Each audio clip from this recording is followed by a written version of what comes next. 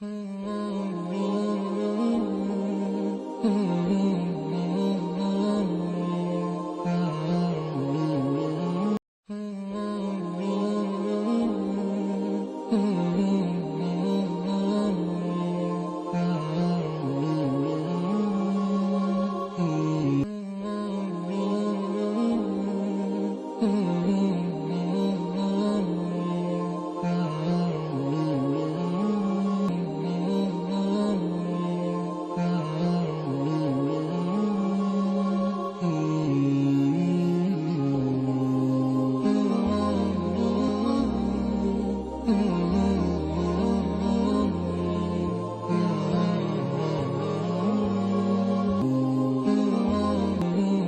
الله والصلاة والسلام على أشرف المرسلين سيدنا محمد وعلى آله وصحبه أجمعين. بصدد تكملة تدشين برنامج سلة إطعام للمحتاجين في صوماليلاند، وذلك ضمن سلسلة برنامج التدخلات الطارئة المنقذة للحياة في صوماليلاند لعام 2026. هذه المكرمة أتت من مركز الملك سلمان للإغاثة والأعمال الإنسانية. تنفيذها يكون عن طريق الهيئة الوطنية للكوارث وتأمين الغذاء في صوماليلاند. نحن اليوم نتشرف بوجود مدير الهيئة ونائب مدير الهيئة لتدشين هذه المرحلة، وهذه المرحلة تكون قرابة 2000 سلة، 1600 سلة إقليم سناق، وكذلك 400 سلة منطقة قرلقد. نسأل الله عز وجل أن يجعل هذه المكرمة في شهر الفضيل في ميزان المملكة العربية السعودية، وكذلك المحسنين في مركز الملك سلمان للإغاثة والأعمال الإنسانية. والسلام عليكم ورحمة الله وبركاته.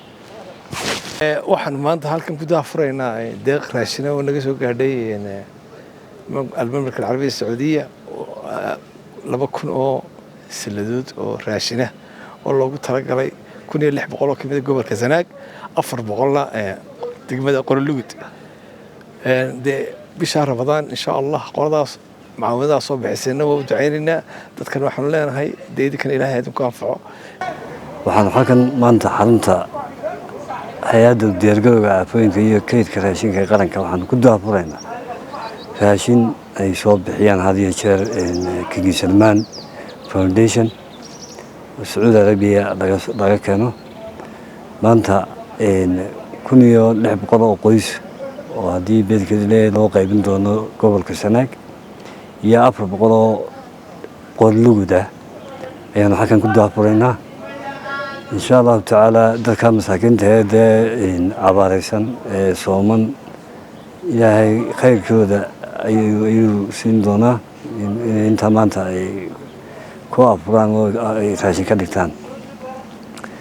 sidoo kale waxaan u mahadnaqaynaa King Salman Foundation mar walba garab istaaga ay la garab taagan walaalahooda baahan raashinka joogtada ah iyo timirta ay had iyo jeer soo gaarsiiyaan qaranka Soomaaliland.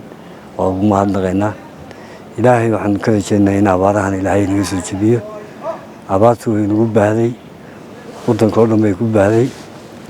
Ilaahay in badan inaga qaboojin karaa. runtii imka mudan dawladda roobku weyn haya waa soo taagan yahay, laakiin waan diin Ilaahay waxaan ka baranaynaa inuu si dhaqsaaya oo roob caafimaad qabo oo dadka wax u taray Ilaahay inuu siiyo. walaalaheena bulshada reer Soomaaliland ee baacamusirka runtii waxaan mar labaad iyo saddexaad badan guddiga abaaraha aan ka codsanaa inay walaalahooda baahan ay wax la gaarsiiyaan, inay wax la soo gaaraan oo sadaqadan xitaa sikadii ay bixin lahaayeen ay maanta biyo dhaamis baa loo baahan yahay raashin ay la soo gaaraan. ugu dambeyn waxaan haddana mar labaad u mahadnaqayaa King Salman Foundation raashinka iyo raashinka ay soo gaarsiisay.